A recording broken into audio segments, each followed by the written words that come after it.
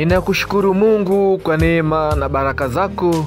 Ninakushukuru Mungu kwa sababu wewe Mungu unaweza. Ninakushukuru kwa kunipa tumaini jipya katika maisha yangu. Ninakushukuru Mungu kwa sababu Mungu wangu unaweza. Jina lako Mungu lina nguvu, jina lako Mungu linaponya.